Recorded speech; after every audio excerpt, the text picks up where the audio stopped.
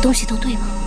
这东西是我托行当里的高手弄到的，绝无差错。不信你可以验货。好了好了，快把筐子盖好。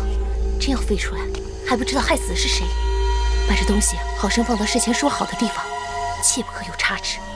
姑姑放心，退下吧。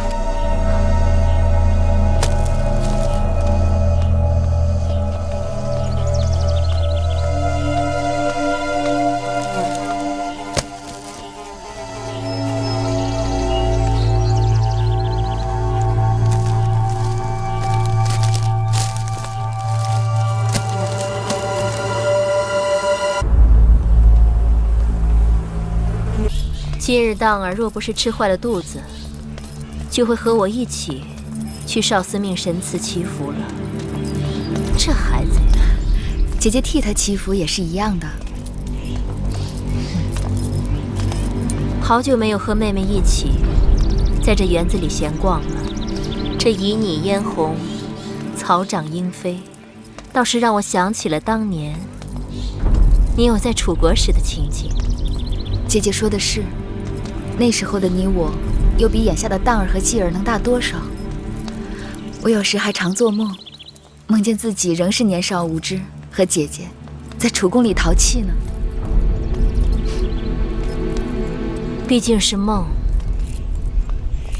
你我都回不去了。给我尝尝。不行，这东西你没喝过，所以你不能喝。哎呀，啰嗦什么？你快给我！我说行就行。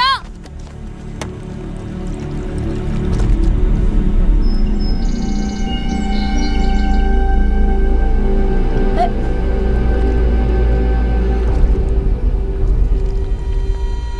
见过王后八次。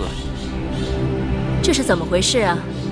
回禀王后，自从园子里引了暗渠，开了池塘，总有人因为胡乱挖路刨树，挖开了暗渠，走了水。今日又是如此。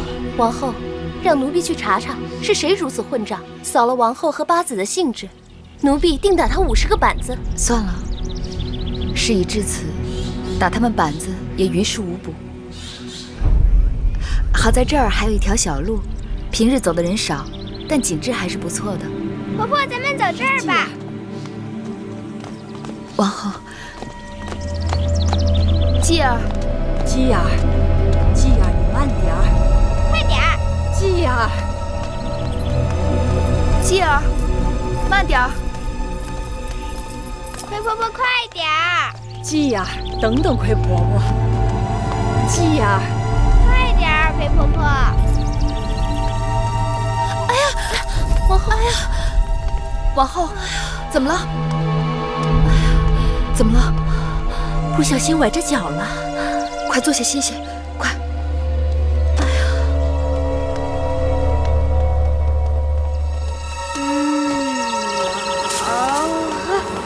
再来一杯。再来一杯。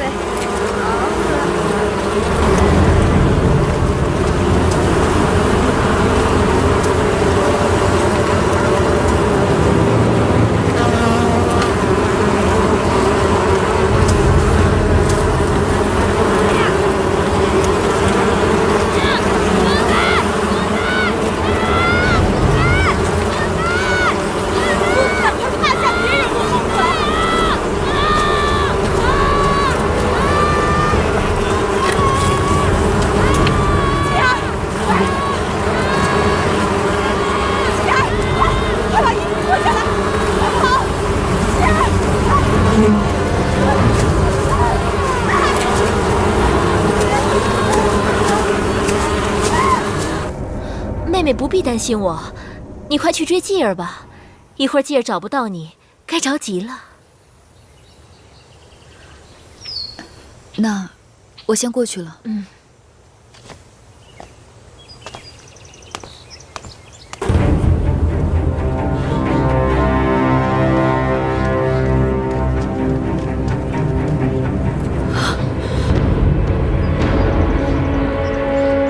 快过！不能动，千万不能动！公子大，公子大，快想想办法呀！你一志，李治，大王，攻击公子荡的疯子应该有2种，一种是普通的疯子，一种是杀人疯。对待普通的疯子，奴婢还有办法，只要锋刺拔掉，用皂角水冲洗，再用筅台捣碎，糊住伤口，便可逐渐痊愈。但是杀人疯不同，它的毒性极大，从来就没有对症的草药。要想治疗公子荡，只怕什么？大王恕罪，奴婢无能。李密，大王，臣眼下也没有什么更好的办法，只能是先拔去毒刺，再用拔罐吸出部分毒血。那皂角水和筅台也对毒性攻心有些延迟作用，但是要想治愈，恐怕就……世上没有办法的，一定会有办法的。王后，您别着急，奴婢再想想办法。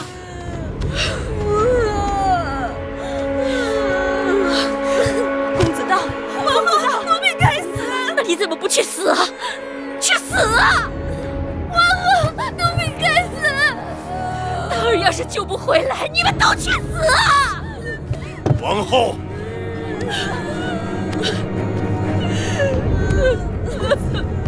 大王，大王，救救荡儿啊！救救荡儿啊！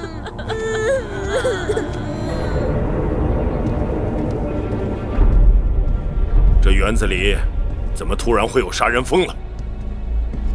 回大王，老奴已派人查过了，在山坡下查到了一个杀人蜂的蜂巢，那地方离宫中养蜂之处很近，去的人很少，一直不被人留意。寡人知道那杀人蜂极其罕见，即使有，都是出没在深山老林处，怎么会在咸阳，特别是在宫里筑巢？为了采集王后的牙蜜，园子里放养了寻常的蜂子。据说杀人蜂专爱吃蜂蜜，可能是那里的蜂子引来了杀人蜂。幸亏继儿被魁姑护住，只受了轻伤。听说魁姑伤得很重。是。忠心护主，可赞可叹。马上给寡人拟旨，公告天下，2日内，凡有方法治愈被杀人蜂伤者之人，赏10000金。怎么会那么巧？公子荡偏偏是喝了咱们的米酒，就遇上了杀人蜂。这可怪不得咱们公子，又不是咱们公子给他喝的，是他抢咱们公子的米酒喝的。公子荡性命攸关，万一他过不了这一关，那王后，她岂能饶得过我们通儿？我们可以向大王辩白，公子荡在大王心里的地位，岂是通儿能比的？加上王后挑唆，我们百口莫辩。娘亲，那杀人蜂是被人故意放在那儿的。你有何证据？是孩儿亲眼所见。那人是谁？是王后身边的一个丫头，叫什么来着？叫珍珠还是叫珊瑚？对，就是叫珊瑚。还有一个我不认识的内侍。通儿，你可看清楚了，这件事可万万不能胡说呀！千真万确，珊瑚给了那人一笔钱，那个蜂巢原来只装在竹筐里，被那个内侍放到石头缝里。我当时不知道那就是杀人蜂。难道说有人买通了王后身边的人，要害死公子荡？不大像。娘亲，你别忘了，今日公子荡被蛰，该是意外。若不是公子荡，那他们要害死谁呢？今日遭难的还有魁姑和后来过来帮忙驱赶杀人蜂的几个小内侍。不是魁姑，更不会是那几个无足轻重的小内侍，他们不值得那些人下那么大的本钱。通儿，你是不是告诉我，魁姑是为了救公子骥才被杀人蜂蛰伤的？是。但魁姑和公子骥怎么会突然到那个地方去？听说王后约八子带他们去少司命神庙祈福。是王后的主意，是王后带他们去那儿的。天哪！王后是要……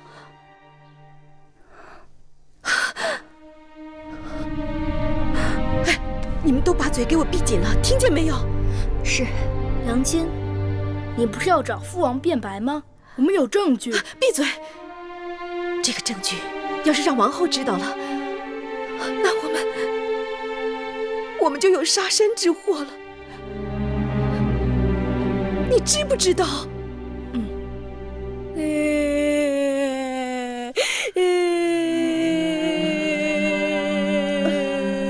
姑姑，姑姑，姬儿，姬儿，姬儿在，姑姑，姬儿在。姬儿，姬儿没事，她只是手背上被蛰了一下，女医治已经给她上了草药。姑姑，你放心。婆婆疼不疼？婆婆不疼，你看婆婆还吗？你别动，姑姑，你别动，别动。人老了就是容易这儿疼那儿疼的，没事儿，歇息一下就好了。女医治和太医令都来过了，大王也出了悬赏。太医说你没事的，姑姑不用担心。治得好治不好都一样，别麻烦别人。婆婆，这样一定要治好你。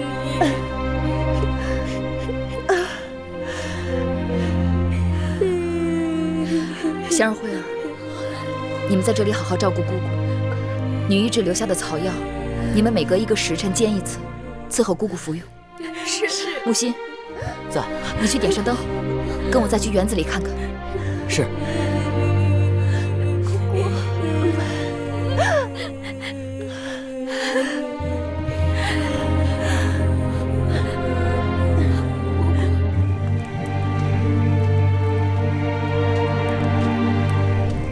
八子，这就是杀人蜂的蜂巢。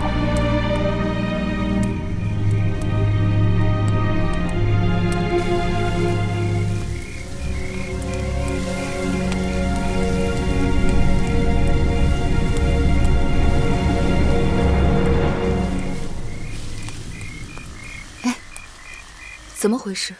这里也烧了。听说，怕杀人蜂再伤人，傍晚时分，大王已经派内侍过来，用烟火销毁了蜂巢。这大多数蜂子已经被烧死了。此刻已经看不出什么了。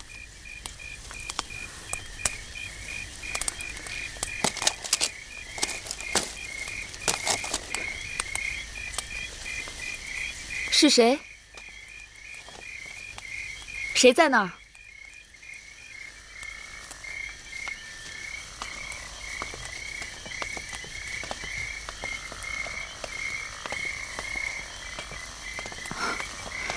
樊长史，八子，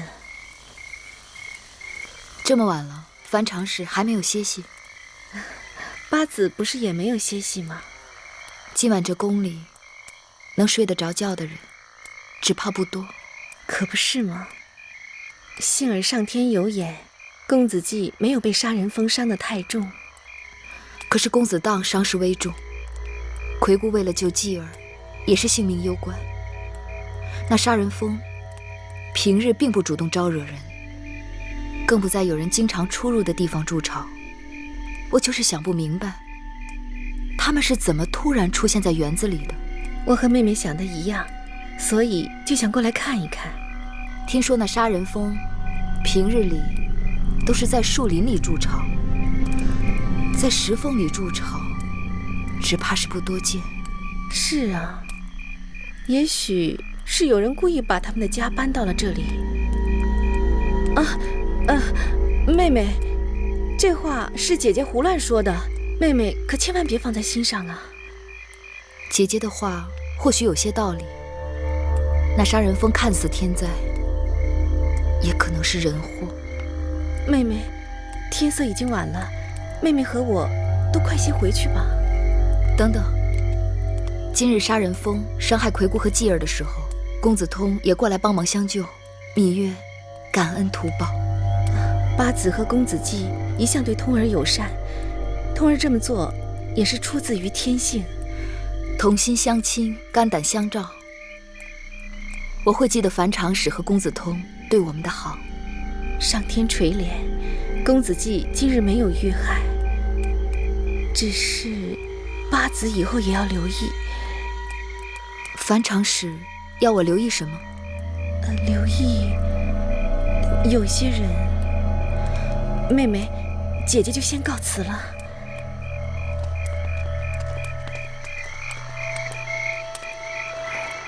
樊长史好像话里有话。他定是知道了一些我们不知道的事情。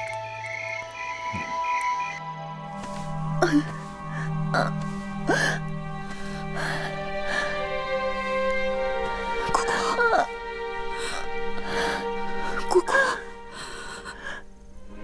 姑姑，月儿在，月儿一定想办法救你。月儿自小没了娘亲，你是我唯一的亲人，没有你，就没有月儿。姑姑，我一定会想办法救你。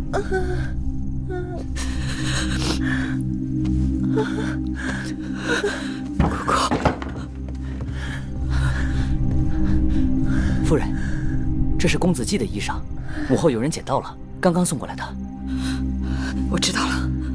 亏得魁姑救下了公子，不然恐怕受害最大的不是公子荡，而是咱们公子季呀。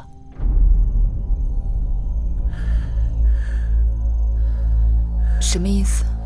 夫人，您看看这件衣裳，再闻一闻。我从小在山里长大，知道这疯子最爱追逐3种人：醉酒的人、穿鲜艳衣裳的人和身上有香气的人。公子荡占了头1种，咱们公子占了后2种。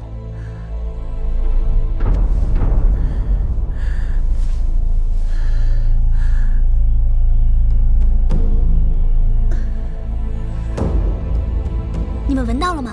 从公子一进屋啊，我就使劲耸鼻子，这甜香真是让人直流口水。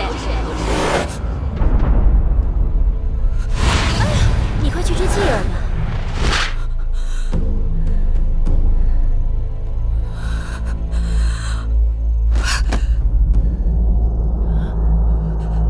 我明白了，你去吧。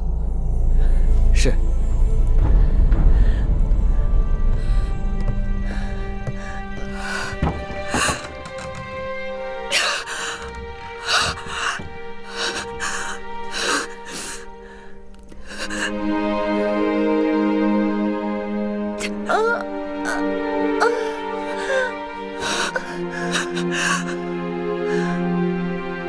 姑姑，都是月儿不好，当然你就提醒过我，我却没有在意，是月儿错，是月儿害了你。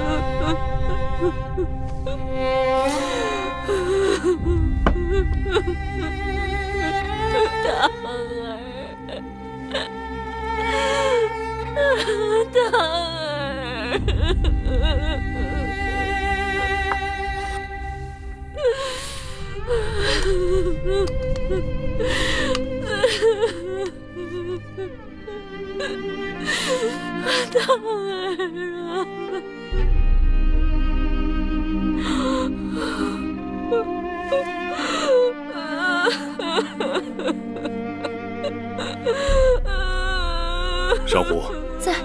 扶王后出去。是。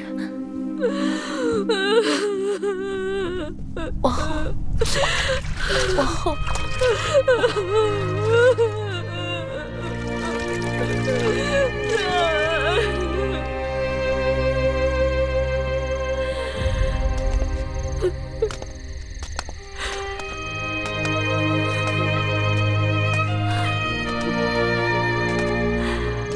自作自受，自取其祸，都是我的错，都是我的错。王后当然是在替我受罪，是我该死啊！王后，王后，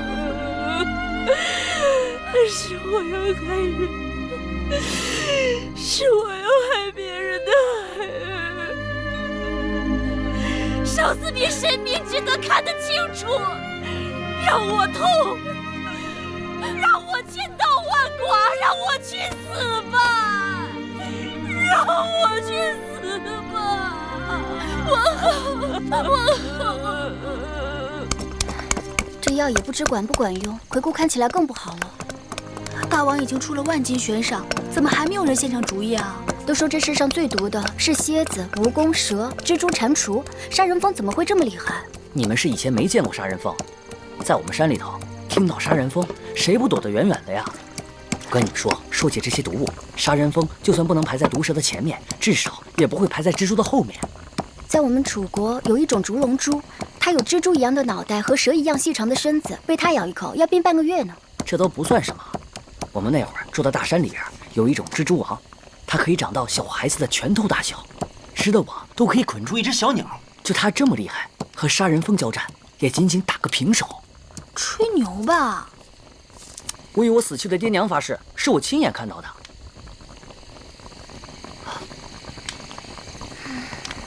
好，我说给你们听，我记得清清楚楚。那是在我进宫的前1年，我在山上放牛，身边不远处的树丛中有一只蜘蛛王正织网。到了正午时辰，一只拇指大的杀人蜂飞了过来，一头就撞进了蜘蛛王的网里。那蜘蛛王定是饿极了，立刻向杀人蜂爬了过去。当他爬到杀人蜂身边，张口刚要咬，却被杀人蜂狠狠刺了一针。那蜘蛛王顿时就蔫了，顺着游丝就掉了下去。可过了没一会儿，那蜘蛛王又爬上来了，他们又打了起来。哎，那后来呢？这第2个回合和第1个回合差不多，杀人蜂被蜘蛛咬了一口，但是杀人蜂把毒刺扎进了蜘蛛的肚子里，那蜘蛛一松口，立刻就倒在草丛里了。这么说，那杀人蜂的确厉害啊。那最后谁赢了？我也不知道，他们在那儿打来打去的，我看得不耐烦就走了。木心，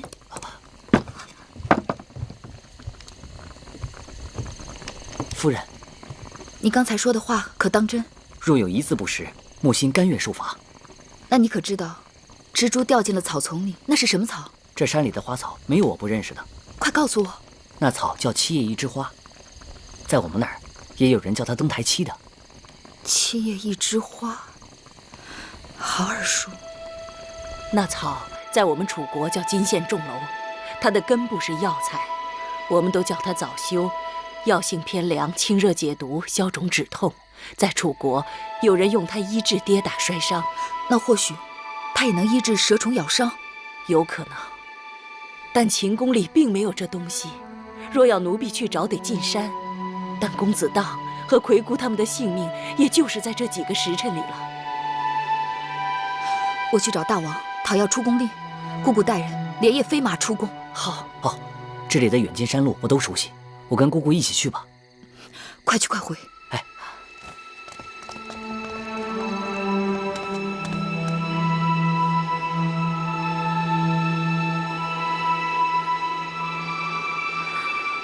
太医令，臣在。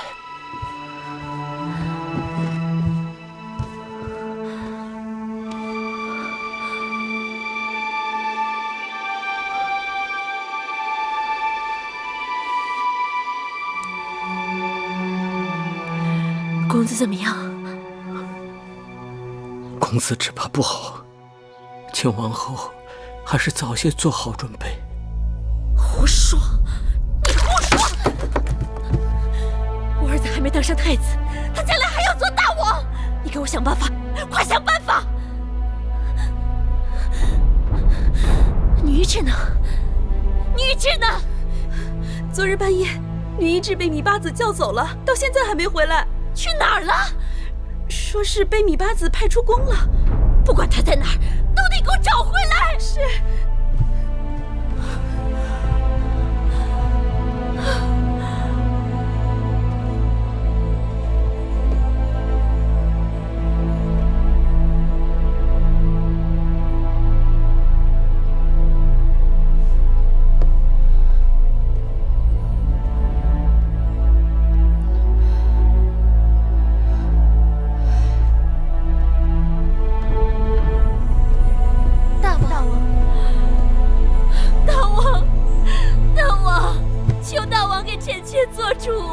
当儿怎么了？太医里说，当儿不行了。当儿若走了，臣妾岂能苟活于世？当儿是寡人的儿子，我嬴氏的血统比别人顽强，绝不会轻易放弃。王后爱子心切，此刻不该乱了分寸。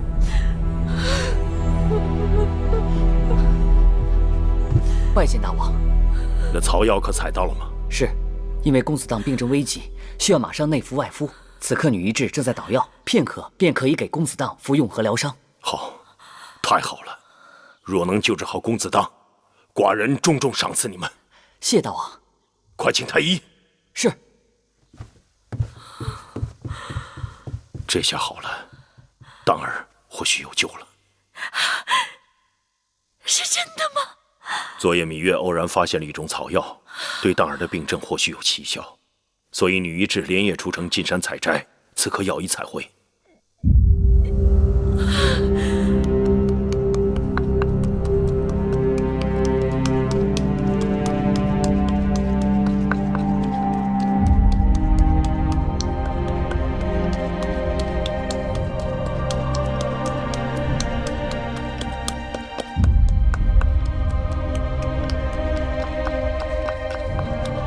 李密，大王，你看此举有多大的把握？照理说，药草进宫都该有人试用，但是公子的性命危在旦夕，我们也只能险中求胜。微臣已经让人榨出7叶一枝花根部的鲜汁，每个时辰灌公子1碗，再将鲜根捣烂敷在伤处。若到傍晚，公子的病情没有恶化，便是有救了。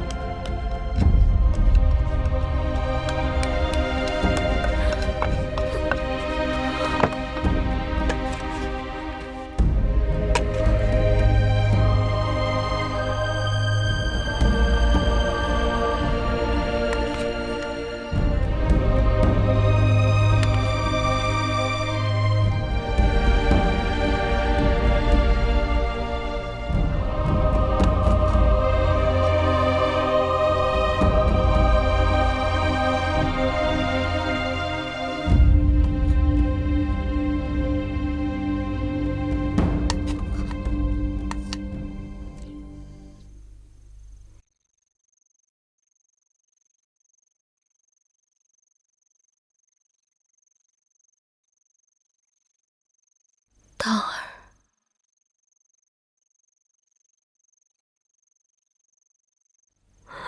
当儿，听到母后跟你说话了吗？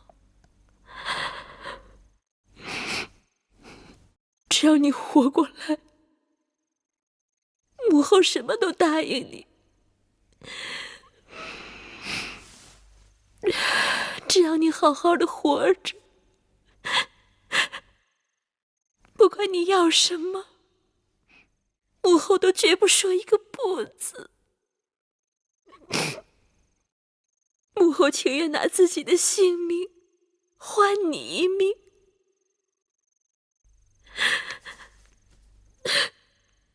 你听到母后说话了吗？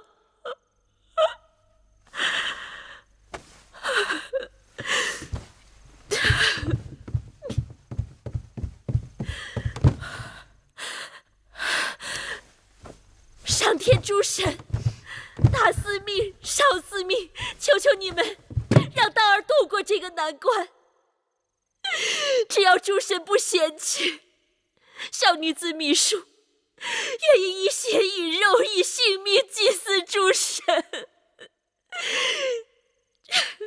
求求你们，让当儿活过来吧！求求你们，让当儿活过来吧！求求你们，让当儿醒过来吧！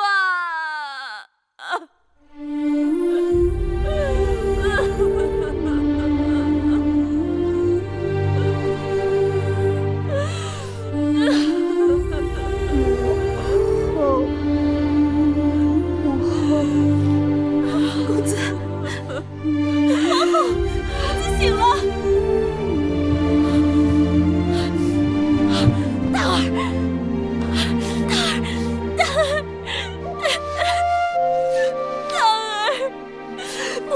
这儿，母后在这儿。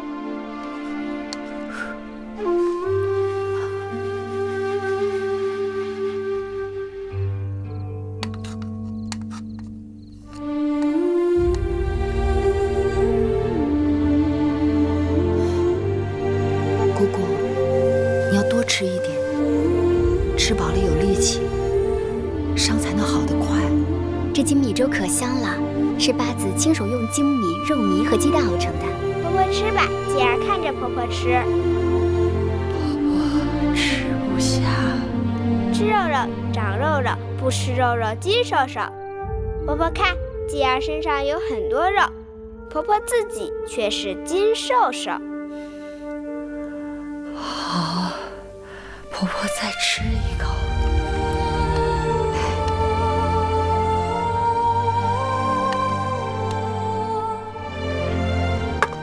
继儿也该吃饭了，跟姑姑去吃饭吧。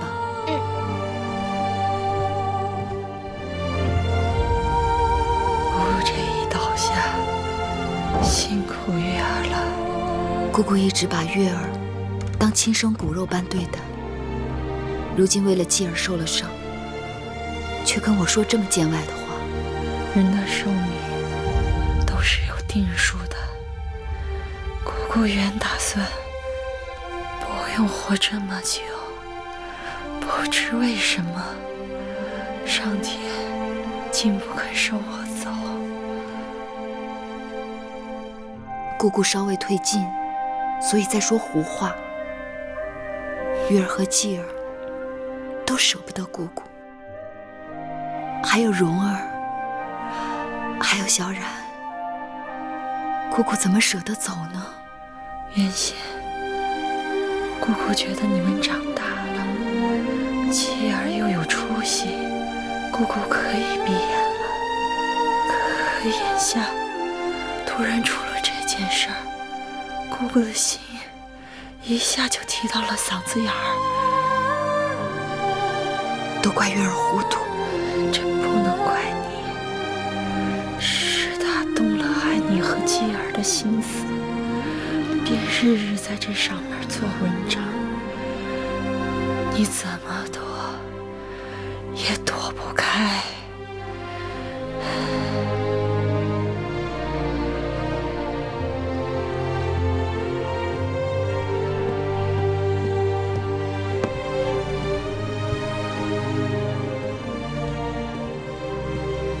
大王，请用茶。那杀人蜂之事，查得如何？老奴叫人细细查过了。公子荡遭遇疯子，实属偶然。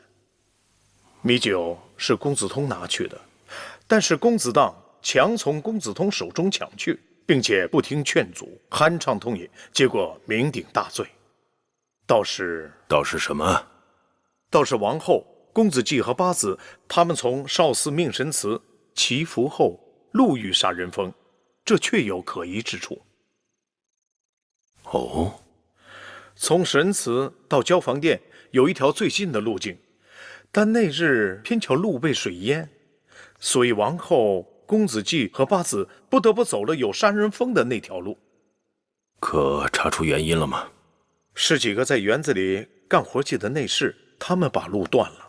那条路是新修的，暗渠经常漏水，所以没有头绪。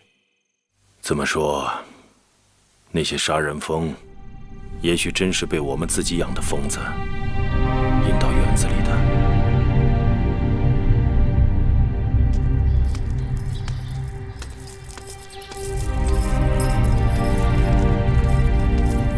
拜见八子。我要见王后。王后正在歇息。我要见她。王后这几日水米未进，心力交瘁，不能见人。见不见由不得你，你只管去通报。八子，奴婢得罪了。您不能进去，走开！您不能进去，不能进，不能！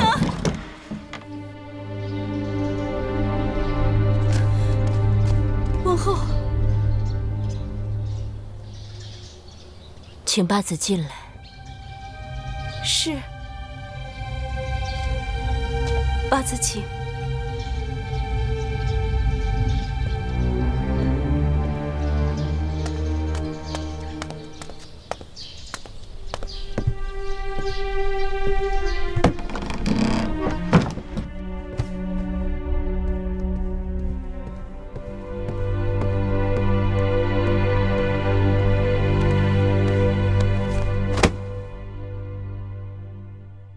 这是王后做的好事。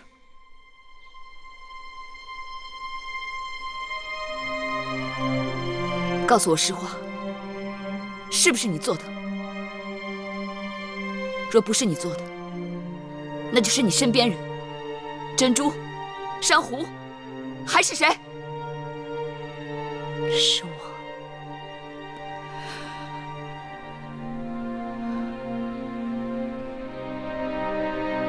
果然是你。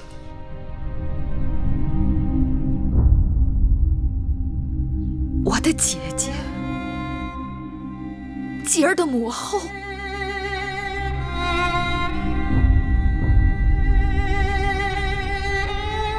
我也曾想过是你做的，但是我不明白，为什么是你？是我做的，我对不住你，对不住继儿，但我不得不做。你疯了！我们是姐妹，同气连枝。对，我们是姐妹。是同气连枝，但你别忘了，我们还同是一夫。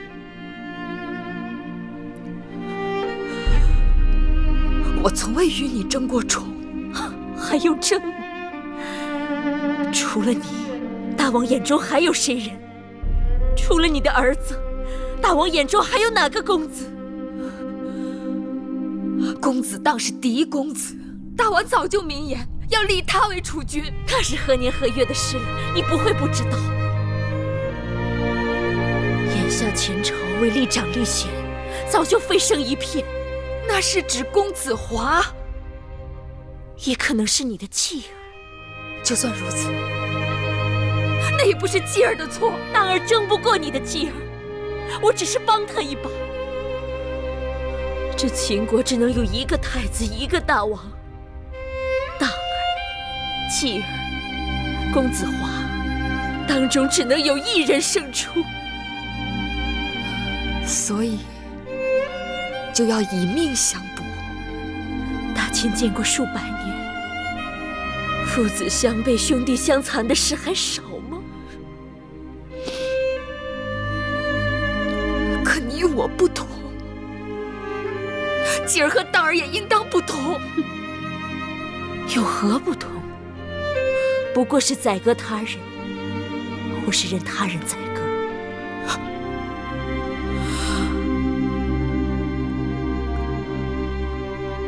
就是因为储君之位，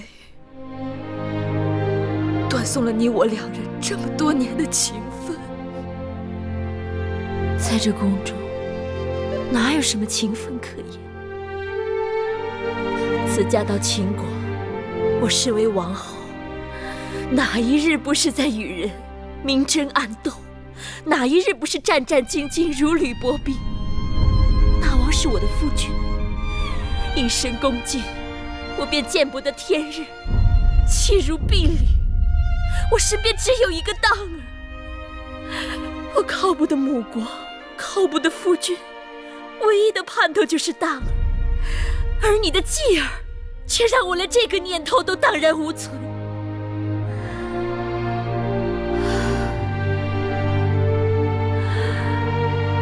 宫中生路太窄，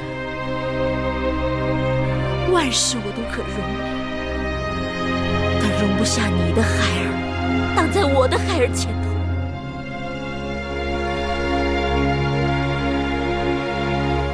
眼下是你救了大王，我信你若想去大王那儿出手，我全无怨言。但只要为了大王，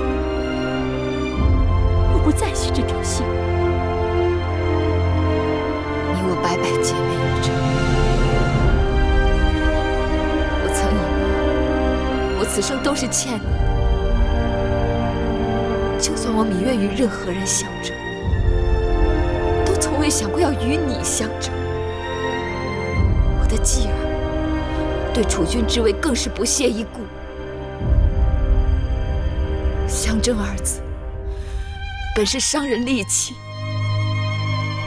与外人相争一荣俱荣，与自己人相争一损俱损。后宫艰难，只可相濡以沫，何苦要骨肉相残？八字无需多言，但凡嘴上挂着相濡以沫的，哪一个不是大难当头，自顾自？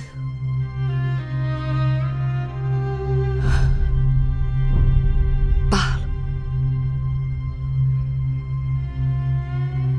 你去大王那儿出手我吧，我自作自受，罪有应得。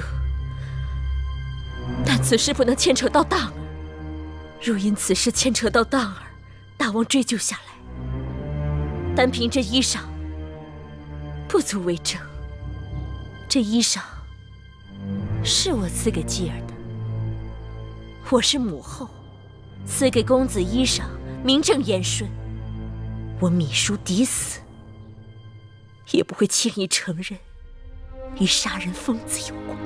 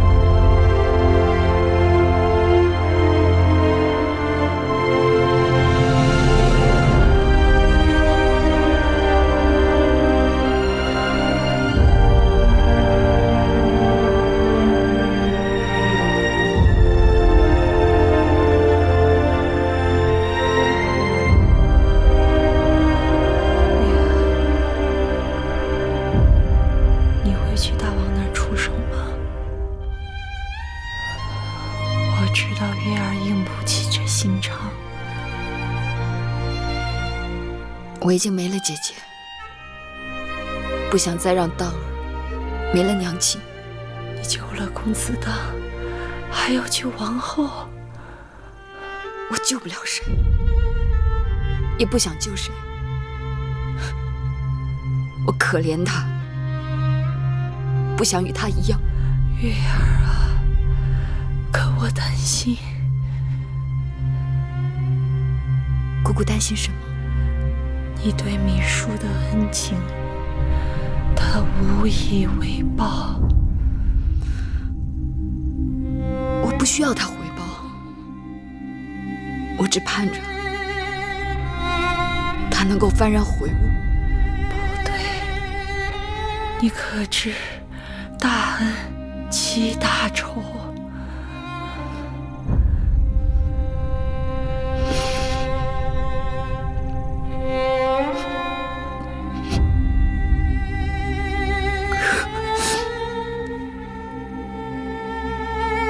我做不到，我真的做不到。月儿，你会为你今日的善良而后悔的。月儿。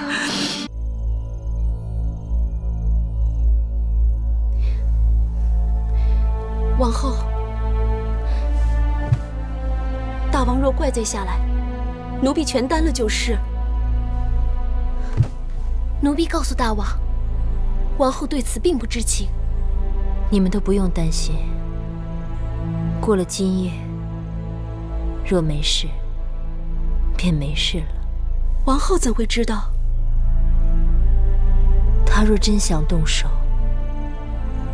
不会把这件衣服留在这儿，这是出售我的证据。你们去把这件衣服烧了，一丝灰也不要留。是。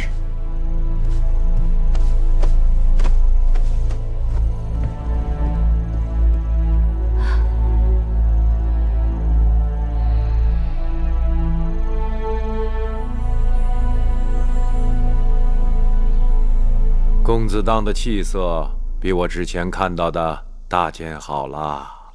天见犹怜，大儿总算是死里逃生。好好养伤，痊愈了，王叔教你学习兵法啊。大儿知道了。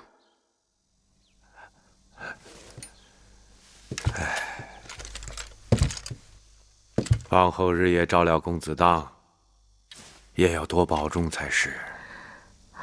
多谢处离子牵挂。老臣告退了。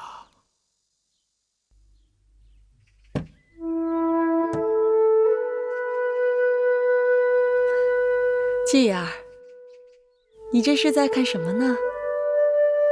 娘亲给我留的功课，她要我看看我们的以往和来日。什么以往和来日？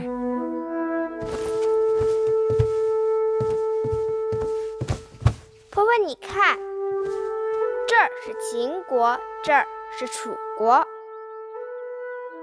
你的意思是，秦国和楚国是咱们的以往？对。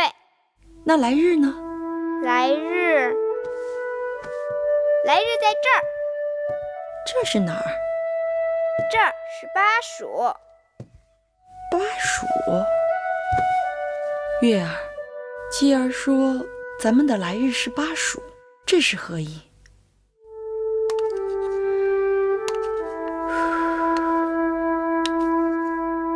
姑姑，喝药。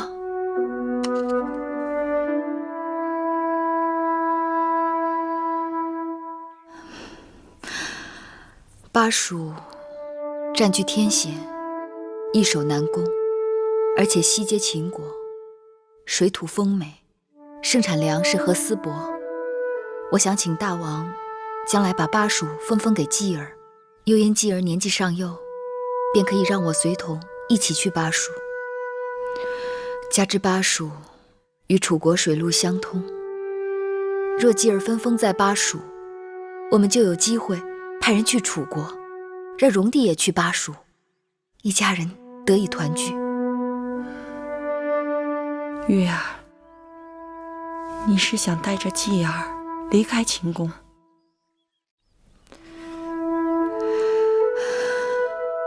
我想了多日，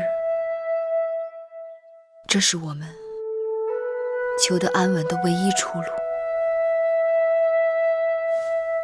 继儿，你愿意跟着你娘亲出宫吗？我听娘亲的。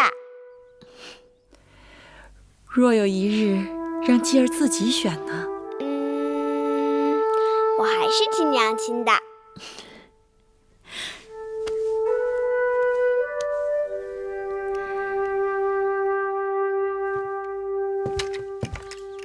拜见大王。坐。是。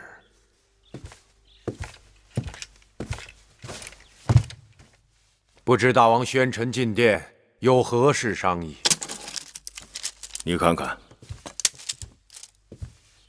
王后上书于寡人，说是诸公子年岁不一，且生母出身地位荣宠不一，皆是寡人之子嗣，恐有以其年长，以其母族，以其荣宠，而后得封地。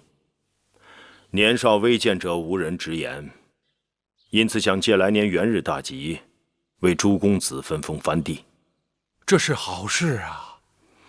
王后此书乃贤德之举。不管起因是什么，总归是件好事。若是王后能稍补公子当好武厌文之不足，母子相辅相成，大王也可放心了。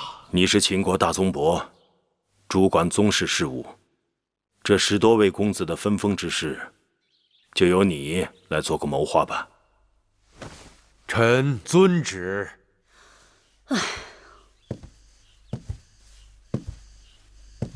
王后如今的心思真是越来越缜密了。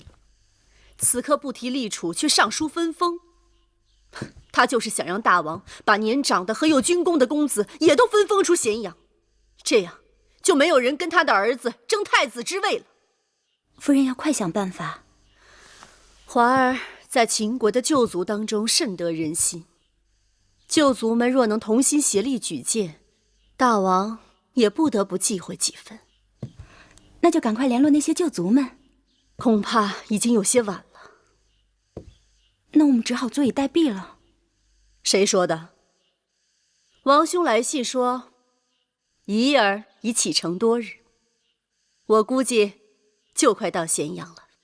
魏仪，夫人的亲侄女。无论是在魏国，还是在秦国，她都是无出其右的绝世佳人。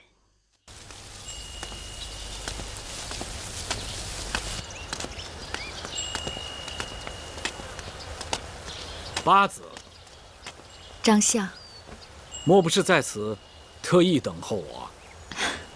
听大王讲，张子要来承明殿，芈月特意在此等候张子。还真是特意等候啊！何事相告啊？前几日听大王偶尔讲起，说有一个叫李冰的大夫，经过对蜀地的考察，上了一道奏折，说是想在巴蜀的都江一带去兴修水利。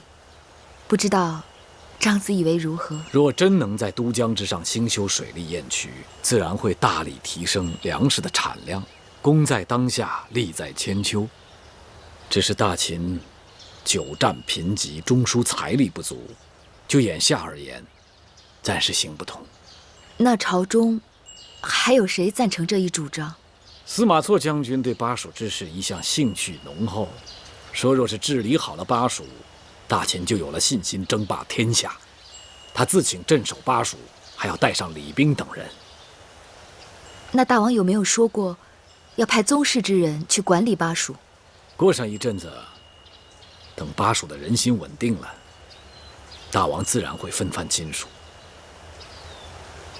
芈月怎么会对巴蜀之事这么上心呢？啊？继儿眼看就要9岁了，我不得不为继儿做些打算。张仪已经为芈月和公子季做了打算。芈月见张子，也是为了求张子一事。何事？求张子切切不要到朝堂上议论储君之事。若一定要说，那就把继儿剔除在外。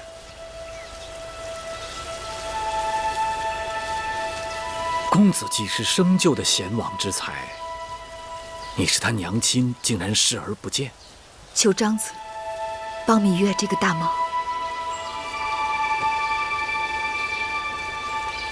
若是别的事，1000件我也应你了，但此事事关大秦的千秋霸业，岂是张仪一个人说了就了了？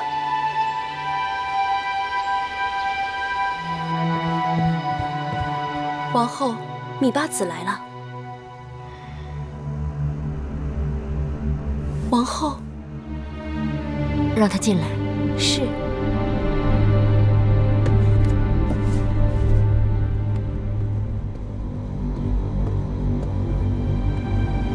王后，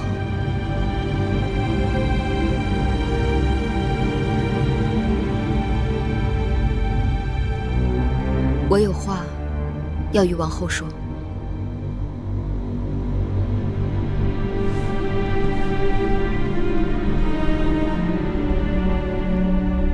说吧。我的继儿绝不会与公子当争储位。你我已经如此，争不争已不相干了。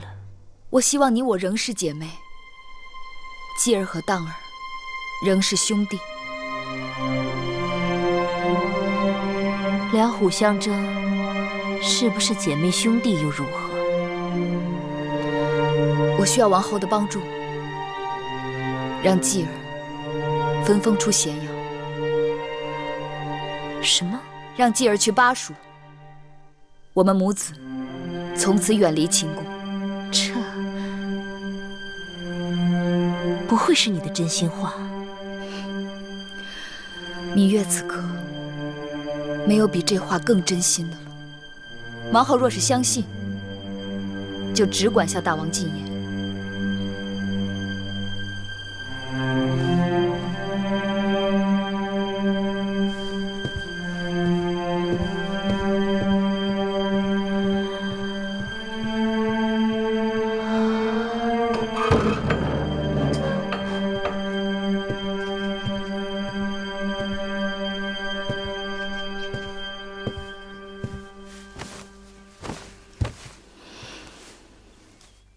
昨日听说，那个魏夫人的侄女来了，是个绝色美人呢。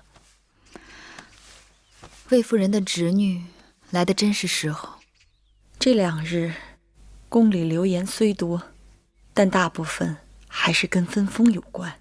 凡是流言，都有起因。人家都在想法子争一把，你怎么提都不提一下？定数全在大王手中。争又有何用？只是大王见了我，从不提分封之事，这让我有点忐忑。你是说，或许大王不肯把继儿分封到巴蜀去？我是想说，或许大王根本就不想让继儿出宫。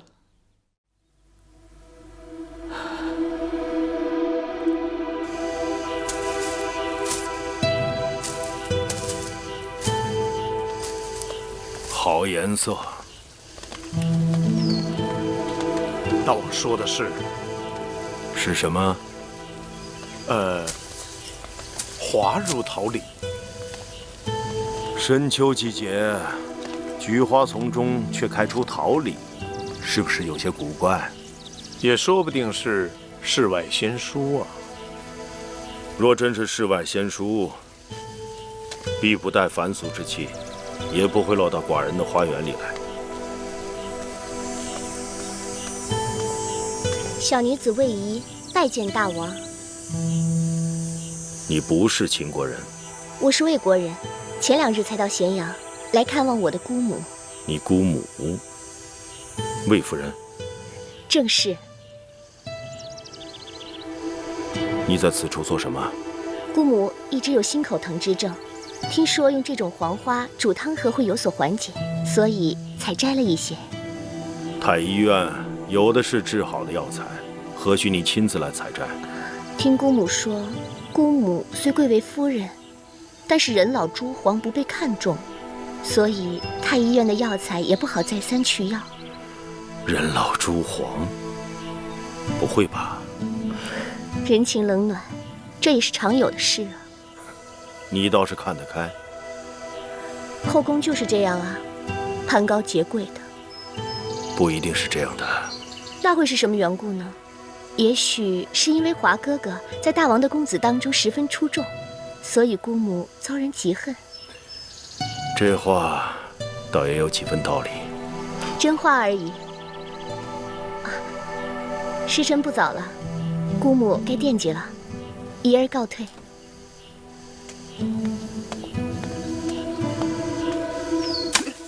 上面，再往上点。哎，对，哎，你别捡了，快，你也打。对，就是那儿。哎，好。小孩，这枣甜吗？问你话呢。啊，甜。那我能尝尝吗？啊。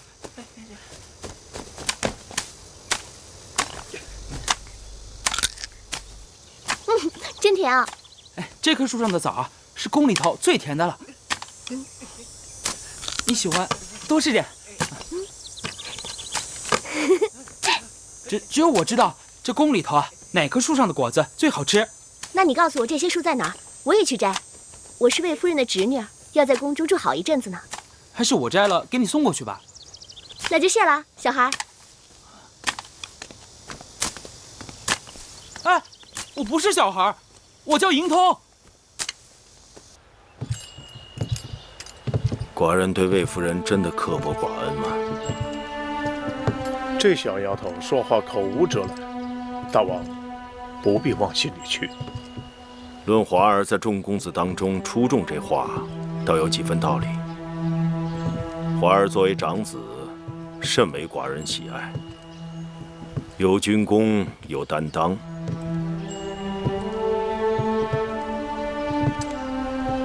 你说，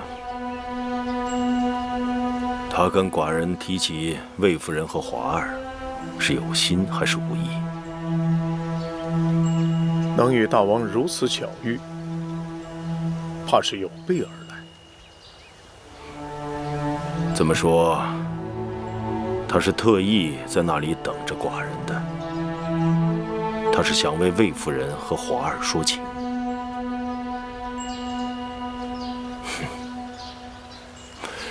寡人明白了，原来这滑入桃李的小女子，也是为了寡人身后之事而来的。把它搅匀，你这也是从底下翻上来，要均匀。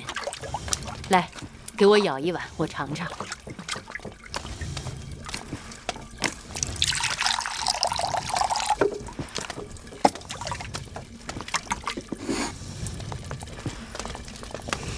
姐姐，大王，你来了。寡人有口福了，老远就闻着桂花稠酒的香味儿了。大王，你来的正好，我呀刚刚酿了几坛子酒，待会儿你带回去。什么时候把你这门手艺传授给宫中的奴婢们，省得我老远的老是往你这里跑。你别糊弄我了，大王到我这宫里来，不是只为了这桂花稠酒吧？什么也瞒不过姐姐。你们都下去吧。是。大王的公子们终于要分封了。关于分封，我已经让处理子去谋划了。公子们都长成了，有些个还军功在身，总不分封出去，也说不过去。不过朝堂内外的诸人都把这分封看成是立储先兆。是不是先兆，还不是全凭大王您的心意。虽说楚军该与分封无缘，但是诸国的公子中，先分封后立储的，并非没有先例，只是多些个周折罢了。姐姐说的是啊。来，大王，你快尝尝我亲自酿的这桂花稠酒。来，好。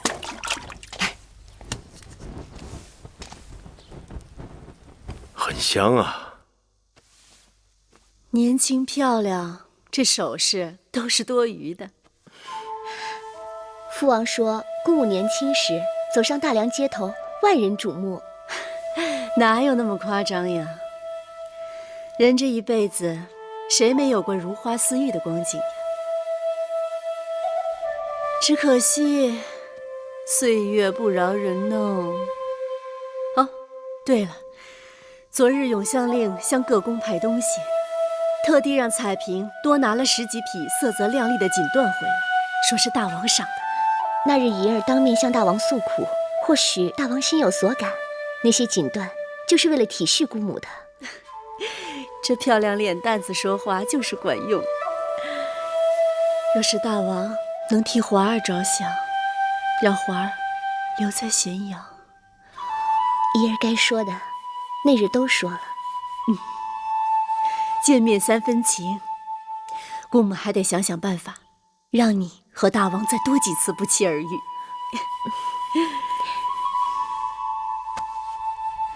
处理子已将分封的安排递到大王那儿好一阵子了，大王那儿却一直没有音信。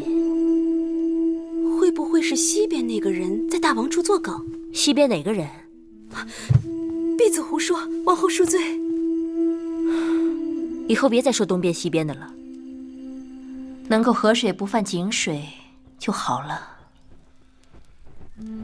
起来吧。谢王后。他说自己的孩儿不贪图王位，愿意分封到巴蜀去，此话虚实难辨，暂且当真吧。可魏夫人那儿又来了个美人，被人说的跟天仙一样，真是前有虎后有狼。过几日就立冬了，让荡儿把新学的拳法好好练一练。立冬之日，我把大王请来，让荡儿打给大王看。是。大王，外面太冷了，烤烤火吧。是。看这天，要下雪了。下雪好。瑞雪兆丰年。有什么话说吧，别欲言又止。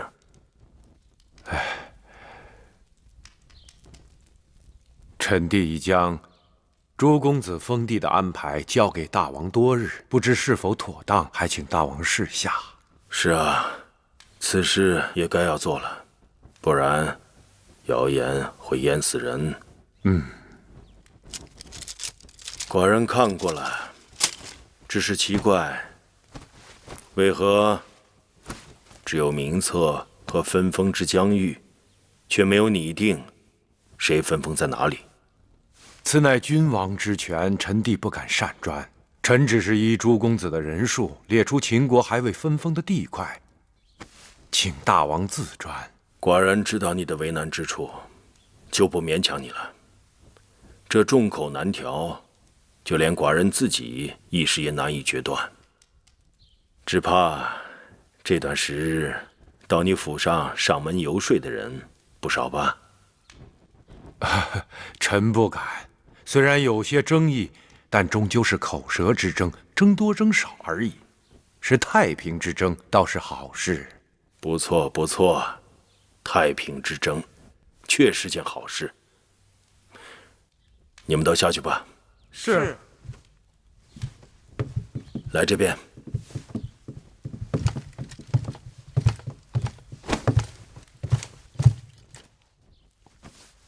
这块地处于赵魏之间，面积广大，是块好地，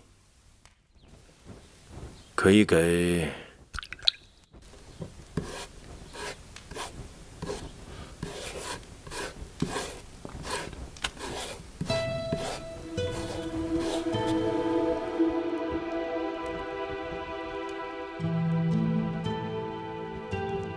是。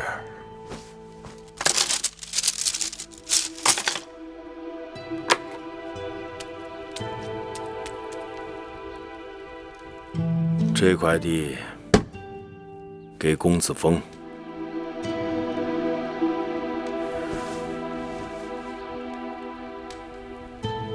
这里给公子运。巴蜀乃新征服之地，虽然地域广大，但却是崇山峻岭，险恶难治。楚离子，依你之见，该派何人前去？臣以为派公子季去为好。巴蜀险恶难治，寡人以为你会建议年长公子前去。巴蜀情况复杂，纵然年长的公子，也未必能够处置妥当。公子季虽然年幼，但这次领兵进巴蜀的主将司马错、监军张仪皆与其母族交好，副将魏冉更是其舅父。再加上巴蜀连接楚国，其母芈月聪明过人，她熟悉楚国的环境，却又与楚王不和，正可与公子季有所帮助指点。臣以为派公子季去，再合适不过了。似乎有些道理。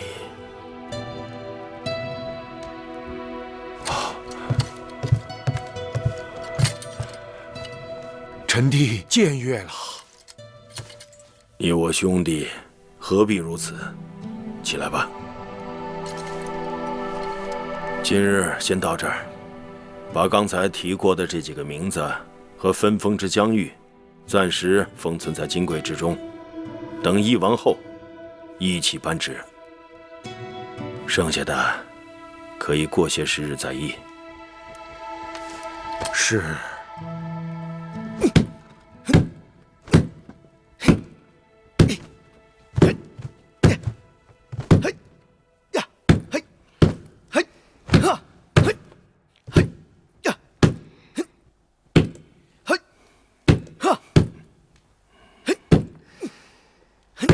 当儿的拳脚功夫的确深厚。冬练3九，夏练3伏，当儿勤奋，处理子他们督促有方，总算是有些长进。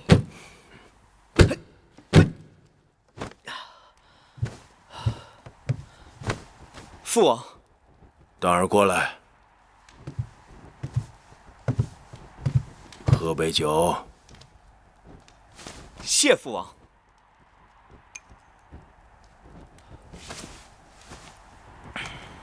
看你满头的汗，去换身衣服，省得受风。是。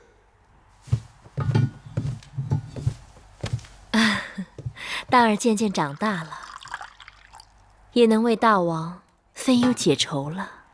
他们长大了，寡人转眼老了。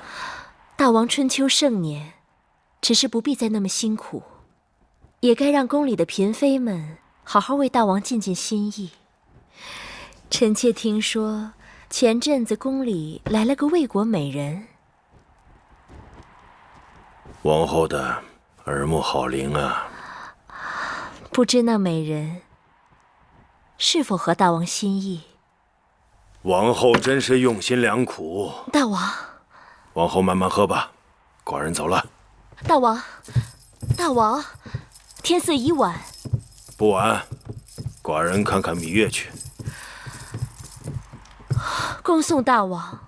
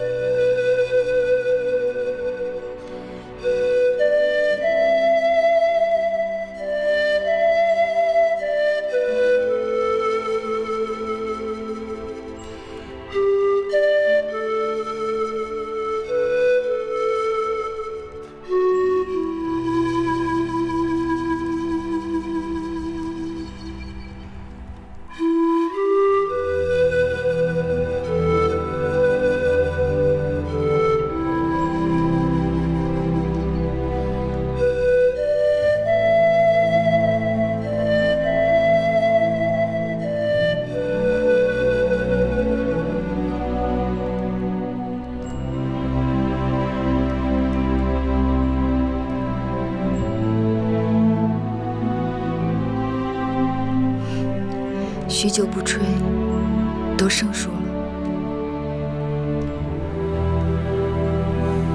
寡人还记得第一次听你吹排箫的情景，那是你头一次真正住在成明殿。那支楚曲余音绕梁，让寡人难以忘怀。只不过是一首民间野曲，可寡人喜欢。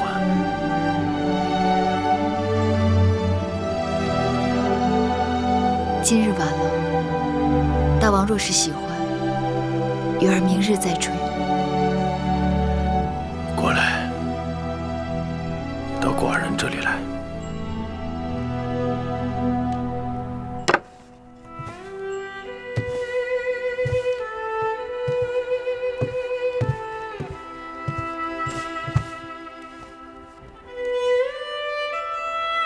寡人是不是老了？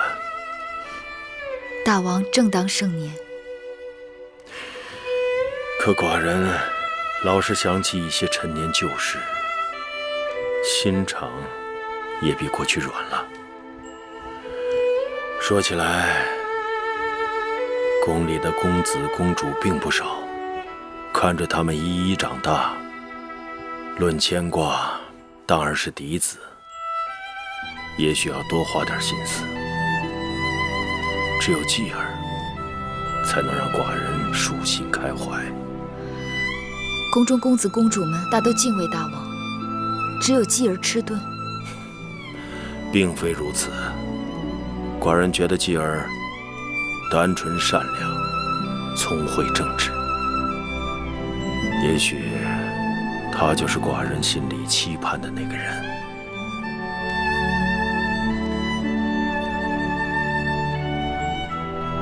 你是继儿的娘亲，怎不为继儿做些打算？臣妾是有打算的。那好，说来听听。听说大王近日正谋划分封各公子。不错，丫头想为继儿求封属地，还是想让继儿留在宫中？臣妾若是有所求，大王能答应吗？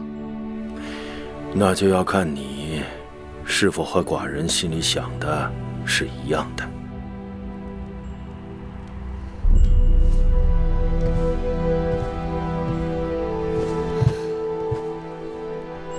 臣妾请求为继儿求封巴蜀之地。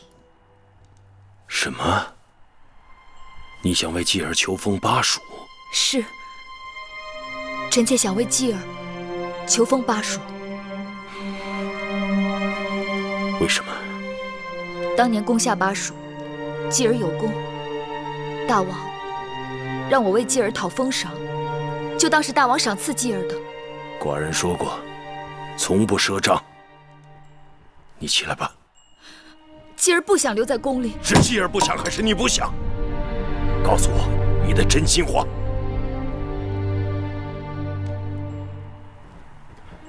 寡人不准。大王若是不允许，臣妾不能起来。继儿是王儿，寡人对他另有打算。继儿资质平庸，不堪造就，望大王开恩。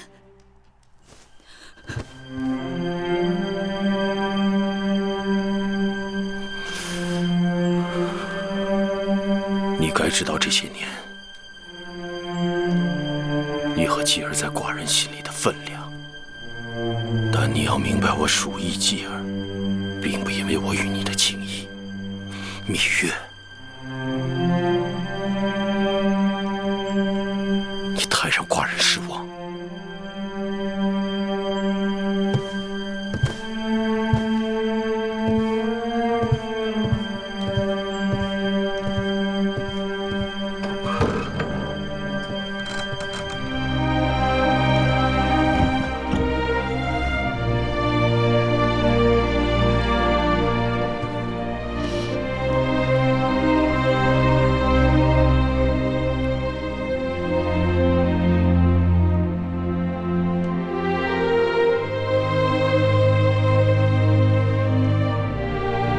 大王去那边多久了？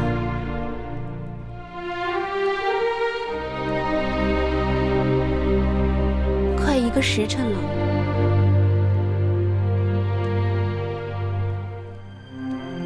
好像好一会儿没听到箫声了。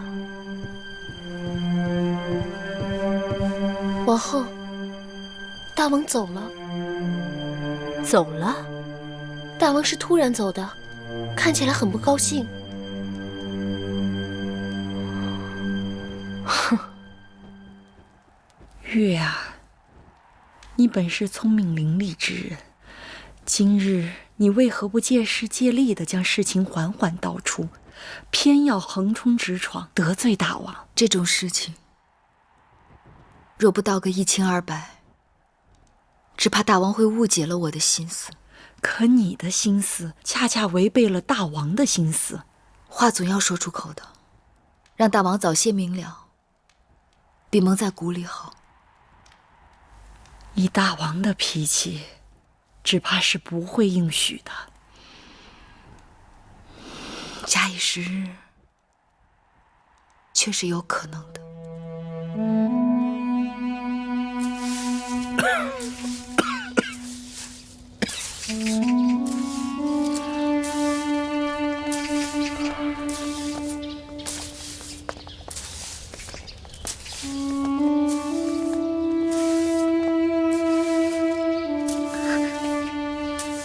王。这么冷的天，你为何站在这儿？让寡人有眼福看到一幅雪中美人图。姑母说，这宫中种了许多腊梅，我带人出来寻了一个时辰，只见树不见花，只好不得而归。宫中的腊梅都是从汉中和秦岭移来的，今年的花期似有些晚了。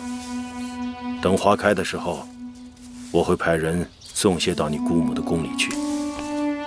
这些年，你姑母精心养育华儿，寡人的孩儿当中，属华儿军功最多。谢大王恩宠。不过这腊梅就不必送了。